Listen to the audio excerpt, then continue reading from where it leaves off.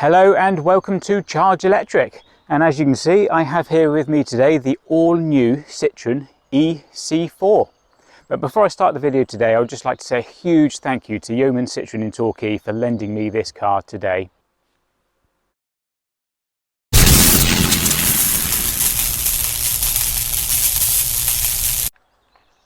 Now Citroen say they have reinvented the hatchback with this car, and it's kind of a crossover SUV coupe kind of car. Now I have to admit I'm not usually a fan of crossovers and SUVs, but this C4 is car enough to keep me interested, and look, don't tell anyone, but I really like it. It's a stunning looking car.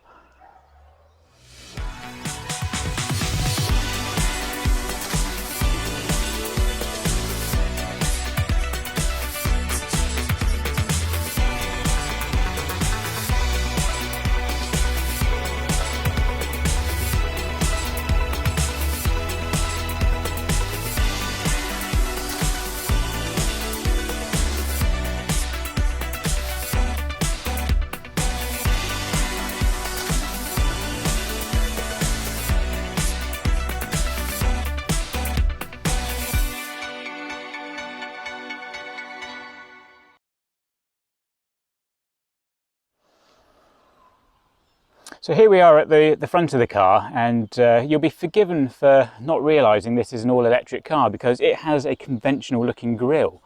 Now the C4 is available with a petrol engine and a diesel engine as well as the full EV, which I have here.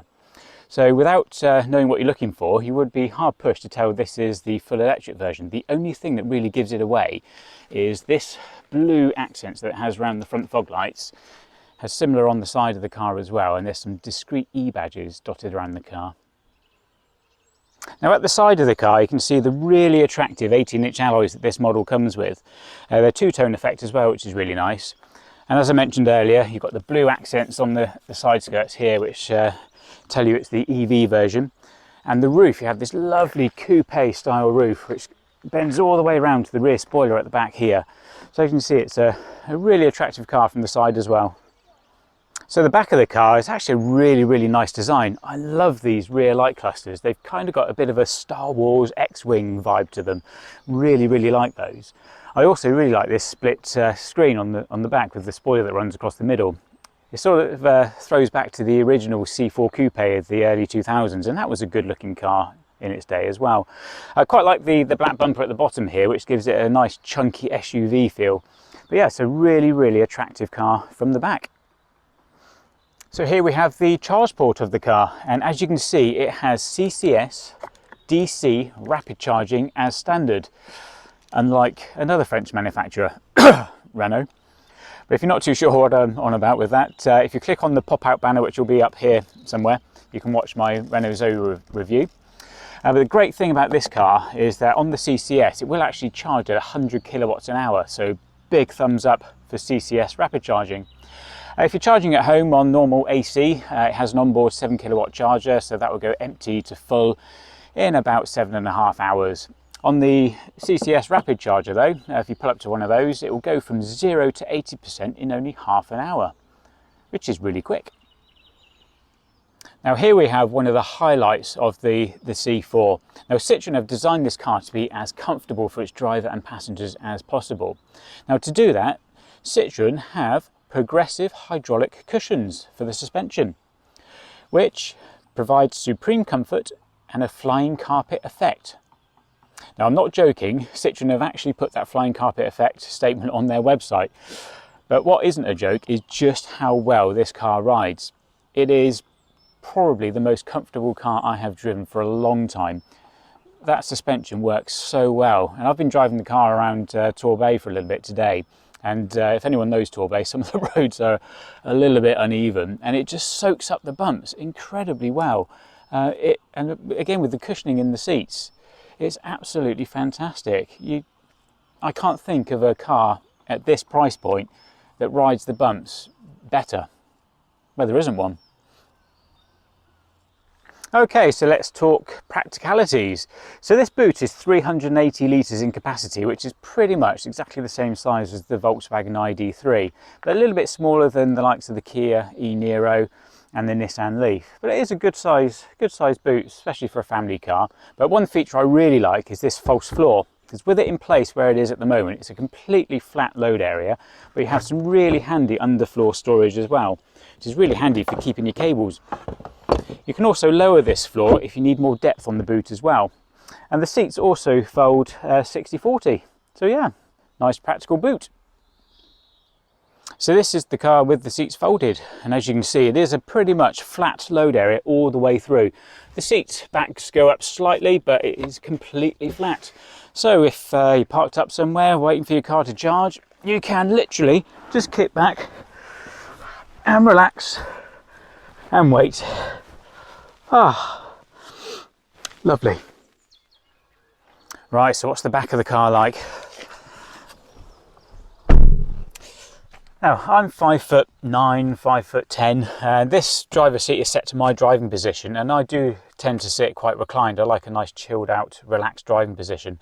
But as you can see, I've got bags of knee room, absolutely loads. And I can actually get my feet underneath the driver's seat as well, so I've got loads of room for my legs. Headroom is adequate for my height. I've got about an inch or so space between my head and the roof. Taller people in the back may struggle slightly, but that's down to that coupe roof line. But certainly for children, adults my size, not a problem at all. There is a transmission tunnel in the middle, so if you're carrying a middle passenger, they will have to sit with their feet either side of that one. So that's a bit of a giveaway that this car was designed to take a combustion engine as well. But in the middle, for rear seat passengers, you do have their own individual air vents here, and there are also USB ports for charging devices there as well. But these seats, when you sit in them, you sort of sink into them like a really comfy sofa. It is absolutely lovely. It is a really, really comfortable place to be. So practicality in the back, big thumbs up. Okay, I just had to show you this. This is forward thinking, this one. Look at this. We have a little drawer above the glove box, which is perfect size for a tablet. In fact, it is designed to fit a tablet in there. And this slides out, and you can actually mount your tablet in that holder. So how cool is that? So if you're doing a long journey and your passenger's really bored, they can pop their tablet there and watch me on YouTube. How cool is that? And it's actually a really nice feeling robust mechanism as well. It doesn't feel like it's going to break. It feels really, really sturdy. Now the only slight downside is the glove box. Now this is nothing unusual for a European car that's been adapted to be right-hand drive for the UK market. You have a fuse box in the glove box, which means for UK buyers we have a tiny little glove box, but there is a bit of a space here to put a map or something like that, or a notebook. But yeah, so small glove box, but that's quite common with European cars. Okay, the first thing to mention from the driver's seat, Citroën have designed this car to be comfortable pretty much above all else, and the driver's seat, like the rear seats, is so comfortable.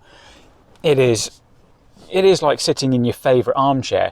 The cushioning on the seats is absolutely fantastic, and they're actually shaped and moulded to your body, so it does fit really, really well. Really comfortable driving position. Height adjustable seat as well. It's really easy to get comfortable in this car. But as you can see, up here we have the entertainment system. The sat nav is currently on the screen, but you can also bring other bits and pieces up on here as well. You've got your energy flow, so while you're driving you can see what's happening there. A few stats about your energy consumption as well that you can keep tabs on. Also got a little charge tab here as well. Now, one massive thumbs up again on this one, physical air conditioning dials. Look at that. I think I mentioned in a previous video what a faff it is to control the climate control on a touchscreen. So again, well done Citroën. Physical climate control buttons, so easy to use on the move. Now you probably can't see it from your perspective at the moment, but this car also has a heads-up display. And as I'm looking at it now, you've got a really big and bright speedometer. And in the driving I've done in the car so far, that is right in your eye line, and you don't have to take your eyes off the road for a second to see your speed, which is really, really good. Also in the head-up display as well is a little speedometer or speed limit indicator. So when you drive past speed limit signs, it flashes up the speed limit as it is on the road. And it does flash red at you if you stray a couple of miles an hour over. But I'm sure it will help you keep in the limits. Now the screen in front of me as well, it does look quite a basic screen when you first look at it. All it's got on there is, it tells me what gear I'm in, whether I'm in park, drive or reverse. It's got the speedo repeated there as well. And it's also got the power meter, which goes up into eco power or down into charge if I'm regenning, and the capacity that's left in the battery and the predicted range. So when you first look at it, you think, oh, that's quite basic, but it does everything you need it to do. It shows you what information you need at any time. So I actually quite like it. It's simple, but it works really well. And it also has this really nice backlight behind the speedo as well, which it's quite a nice touch. We also have a little bit of ambient lighting down here on this little pad, and the drive modes in the center console could not be easier. There's no stick to shift between drive, reverse and neutral. It's all done on this little toggle here, which is very, very simple. You've got your park button up here and your drive mode buttons. So this one will flick the car between sport, normal and eco. And you also have a B mode. So with the B mode, that will put the car into a more aggressive regenerative state. So when you're going down a hill and you press the B button, you can really feel the car start to hold back, and it starts to regen quite a lot of power. But yeah, first impressions up the front here, everything is pretty much where I'd expect it to be. I've got some good sized cup holders in the center console as well. One thing that did strike me a little bit is that when I first got in the car, it's kind of got a square steering wheel. It's definitely flat at the bottom here, but it's also a tiny little bit flat at the top as well. I'm sure there's a British manufacturer that experimented with a square steering wheel before. I wonder if you can think what it is. But anyway, sitting up the front, double thumbs up. I am super comfortable, really, really good driving position. And yeah, I couldn't be happier sat here. So what is the electric C4 like to drive? Well, I think I'm going to start with the suspension, because that is one of the highlights of this car. Citroën have designed this car to be as comfortable as possible. And I've been driving the car around for a little while today in town, and I've just done a little bit of B-road in the car as well. And I still cannot believe how comfortable this car is over the bumps. Like I said, in Devon and Torbay, some of the roads are a little bit iffy, and it's just soaking up the bumps incredibly well. One of the things I was a little bit concerned about when I got onto a 60-mile-an-hour B road with a few twisty turny bits, I was half expecting the car to fall over as soon as I put it into a corner. But the suspension is really, really clever. I tipped it into the corner and it didn't roll at all. In fact, there's a roundabout coming up here. If you just do a little U-ey at this roundabout, just see how level it stays going around here. So here we go, tip it in. It's a little bit of roll, a little bit of lean, but it changed the direction okay as well. But you can feel the suspension firming up on the side of the car that's under load. So it doesn't pitch and wallow like I was expecting it to. You put it into a corner, you can feel it firm up, and it does hold the car reasonably level. I mean, I'm not talking that it's a sports car or a hot hatch in the way it handles, but considering it is so comfortable over the bumps, the way it floats, that when you put it into a corner, it's surprising how stable and how level it holds the car.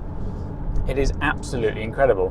When I was reading up about this car before doing this test today, I read in the bump that Citroën have got about, I don't know, about 1 million patents on the suspension on this car, and you can really tell it is a really, really clever setup. I've done a couple of nice sweeping S-bends in the car, and it handles really well. The only little criticism I have in the way the car drives on a twisty B road is that the steering is probably just a little bit too light for me. Around town it's absolutely perfect. It's very, very light. It's such an easy car to manoeuvre. But going along this B road now, you turn the car into the corner and it's just a little bit vague, a little bit light, but you turn the steering wheel and it turns. What more can you ask for, really? But I suppose me with my sports car head on, I would like a little bit more weight in the steering wheel, a little bit more feedback, but hey, it's a comfortable family car. It is more than adequate. Now the EC4 has a 136 horsepower electric motor, but it does have 260 newton meters of torque, so it is quite punchy, and like any electric car really, they are quite punchy from 0 mile an hour upwards.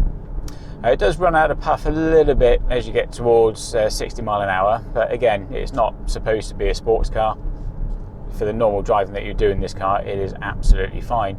It'll do 0 to 60 in like 9.7 seconds, and you know, I've always said that if a family car can do 0 to 60 in less than 10 seconds, that's absolutely fine. And it certainly feels punchy at town speeds. That 0 to 30 is dispatched quite quickly, especially with the sport mode selected. Which brings me on to the drive modes. There are 3 drive modes in the car. We have Eco, Normal and Sport. The Eco mode, I've had a play with that one, and unless you were absolutely trying to eke out every mile possible from the battery, I think I'd leave Eco mode alone. It just seems to make the car feel a little bit lethargic. So yeah, I think I would avoid that unless I was absolutely desperate for range. Normal mode says it all really. It's the car's normal setting. Very comfortable. It's certainly quick enough around town, accelerates really well, and put it into sport just gives you a little bit more oomph from the electric motor. It picks up speed quite well in sport mode, but like I said, just runs out of puff a little bit as you edge towards 60 mile an hour. But like most electric cars in this class, it's at its best in normal mode really. It's hard to see why you'd want to take it out of that one. But yeah, it goes reasonably well. I'm just on a rather steep hill now with a 30 mile an hour speed limit. Briefly mentioned earlier, this car has a B mode, which is the regenerative braking. So if I press that one now, as I'm going down this hill, the car is actually holding back really well. In fact, it's slowing down quite a bit. I'm having to get back on the power again just to maintain my speed. So I'm just coming up to the traffic lights at the bottom. If I come off the accelerator completely, it's slowing me down nicely. Little touch of the brakes now just to negotiate the lights. So yeah, the regenerative braking works really well. Again, not quite the one pedal driving that you get in some of the other EVs, but around town it actually feels quite natural. Just lift off for this roundabout, car slows nicely, back on the power, didn't touch the brakes. So yeah, B mode works really well. Now, while we're talking about braking, for those of you who haven't driven an electric car before or don't know too much about them, the braking system in the car is quite different to a regular car. I mean, yes, it's got normal disc brakes and pads, but most of the braking, in fact, over 90% of the braking you probably do in an electric car is done using the electric motor. So when you press the brake pedal in an electric car, it's the motor that's slowing you down, and by doing that, it's putting power back into the battery. So when you press the brake pedal, it's the motor slowing you down, which is great for another reason as well. It's that it minimises disc and pad wear. So a set of brake discs and pads probably last you forever in one of these, because you hardly ever use the physical brakes. In fact, the brakes only really come in just at the stopping phase. So if you're pulling up to a junction, it's just as you come to a stop, that's when the discs and the pads engage. Now, in some electric cars I've driven in the past, that transition from regenerative braking to physical braking can be a little bit jerky. You certainly feel the transition. But so far in this car, I've been able to manage that transition between regen and physical braking really well. It's not jerky at all. I've not been in a situation yet where I've had to really stand on the brakes, but just cruising up to a junction, You can feel the transition slightly, but it's really, really smooth. It feels very, very natural. So again, thumbs up for Citroen for your braking system. It seems to work really well. No jerks that I can report. Now, the other thing I'd like to mention is noise. Well, quite simply, there isn't any. This car is so quiet. Even on some of the rougher roads, there's very little noise that comes up from the tyres on this car. And even on some of the faster roads that I've been driving on, I've barely detected any wind noise coming off the wing mirrors or the A-pillar. It is very, very quiet. In fact, the only thing I can detect, or that I can hear when I'm driving, is it's almost like a little bit of a transmission whine. I tend to notice it more when I lift off and the car's regenerating a bit of energy. It's almost like a little bit of a transmission whine. But when the radio is on, even on low, you don't hear it at all. In fact, this is probably one of the quietest EVs I have driven. Oh, this car is so comfortable. Oh, it really is like sitting in your armchair. I've been wafting around in the car for a little while now, and I'm just so chilled, so relaxed. I think if it was any more comfortable, I'd be asleep. It's absolutely fantastic. In fact, I've had to do a bit of thinking to keep me alert and awake because I'm so comfortable in this car. And driving around and having a bit of a think about other electric cars that I've driven and had in the past. As anyone who's watched my videos or who knows me personally will know, I have a very, very big soft spot for the Hyundai Ioniq. I had one as a company car and I absolutely loved it. It did everything I needed it to do. And I've been driving around thinking about how this car compares to the Ioniq.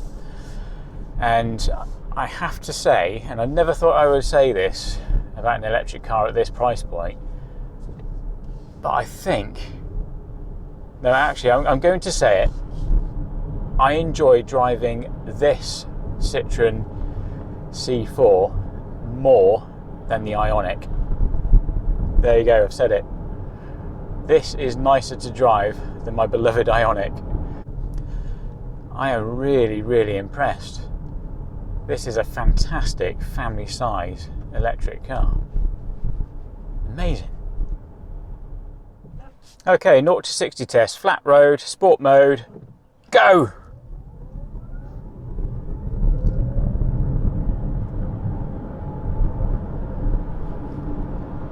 $60. There we go, it's 0 to 60 in sport mode. I'll put the time on the screen for you. Unfortunately, I haven't got any sophisticated timing gear, but it felt like it was under 10 seconds. But yeah, that 0 to 30 range, that happened quite quickly, but once we were in about the 40s, it started to then feel like it was running out a little bit of steam as we were edging towards 60.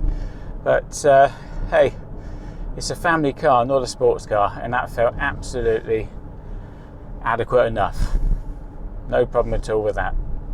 Now, I've been enjoying driving around in the EC4, enjoying it very much actually, but I thought I'd pull in and have a little chat about price. Now, the model that Yeoman's Citroen Torquay have loaned me for the day is the mid-spec Shine, and this car starts after the government grant from £31,345, which sits perfectly in the market. If you look at any other electric car this sort of size, battery, range and equipment level, it's there or thereabouts. It's not the cheapest on the market, certainly not the most expensive on the market, so it's about right for an EV. But this car is also available with conventional engines as well, and I know some people compare the electric version to the conventional engine car and want to know why it's so much more expensive. So this spec, if you went for the least expensive petrol engine in the Shine spec, that car starts at, on the road, £24,005, so we'll call it £24,000. So that makes it about £7,000 less expensive than this EV version. Now, is it worth the extra £7,000 going for the EV? And where does that money go? Is it a case of that's the cost of the batteries, or is it a case of the manufacturers putting a fast one over the consumer? Well, I decided to get a little bit geeky about it, and I had a little look up on the cost of electric car batteries. Now, the latest data I could find was from December 2020, so it's fairly recent. Now, the average cost for an EV battery per kilowatt at the moment, or in December 2020, was $137 per kilowatt. Now, this car has a 50 kilowatt battery, so that's 50 times $137, and that comes to $6,850 for the battery. And at current exchange rates, if you convert that into pound sterling, that comes to, well, pretty much dead on £4,900. So that goes some way to explain where that £7,000 price difference comes in. But with the EV, it's not just the battery, it's the other bits that go with it, the electric motor, the power inverter, the high voltage cables, the charging infrastructure on the car. So when you look at it from that point of view, I think that price difference isn't too bad. And of course, Citroen need to put a bit of margin across it as well, and why not? So it doesn't sound too bad when you break it down like that. So it's always a question that comes up when a manufacturer offers an EV version of a conventional car as well. I often get asked, why is it so much more expensive for the electric car? But I have to say, looking at the price of other similar cars in the market, it does actually seem about right for where the market is at the moment. And it does come with a lot of equipment as standard, this Shine model. Again, Yeoman's Talkie gave me a nice little spec list of the standard equipment that comes with the car. And so running down through here, now standard on the EV models only is a heated steering wheel. It is an option on the conventional models, but it's only a £50 option. So if you go for a conventional one, it's only 50 quid. Absolutely fine, but it is standard on the EVs. It also comes with adaptive cruise control as standard. It also has active blind spot detection as standard, full LED headlamps. It's got LED fog lamps with static cornering function on them as well. It's got heated and folding external mirrors with courtesy lighting. Automatic intelligent beam headlights with auto dip beam, which is quite handy. So if you're in a dark country lane, car coming the other way and you've got your main beams on, it dips the lights for you. Automatic wipers. It's got a driver's head-up display on the car as well, which I mentioned earlier. Really good display, very easy to see the speedo. The 10-inch high-resolution touchscreen interface, which has all the sat-nav and everything built in.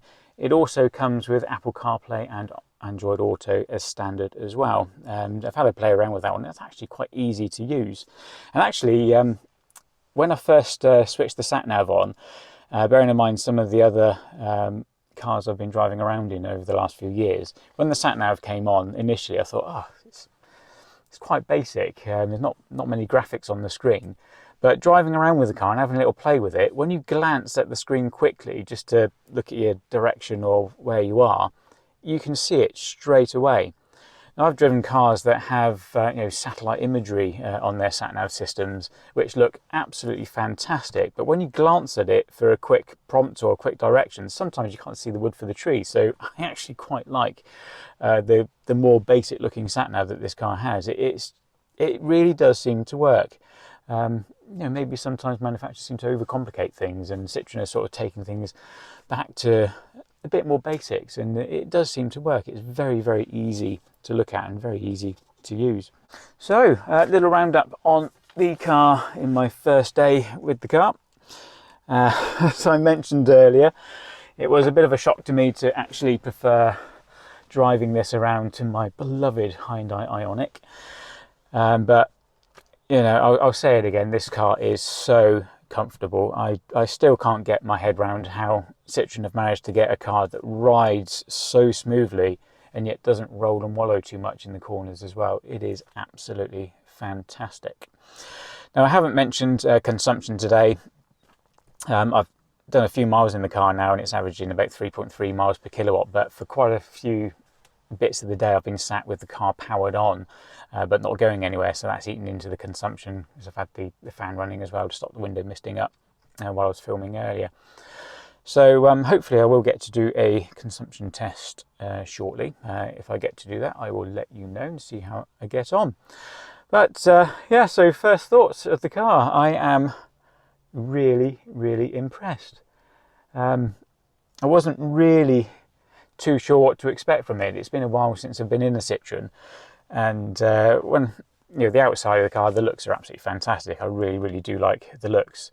Even though traditionally I don't tend to go for crossovers and SUVs, I do quite like this car. But then sitting in the interior, first impressions, it does look a little bit on the basic side, but having operated the car, driven it and used quite a few of the features in the car now, it makes sense. It is so easy. I don't think anyone will be frightened of driving this car. It really does make sense, and everything is where it should be. And the physical climate buttons as well. Yes. So I hope you enjoyed that video. As I mentioned earlier, the car was loaned to me by Yeoman's Citroen in Torquay, so please go and check them out if you are interested in one of these cars or any other Citroen. They're a fantastic bunch of people. They're very, very friendly, very professional, and yeah, I'm sure they'll give you all the information you could ever need. But once again, thanks for watching. Please like and subscribe, and I'll see you on the next one.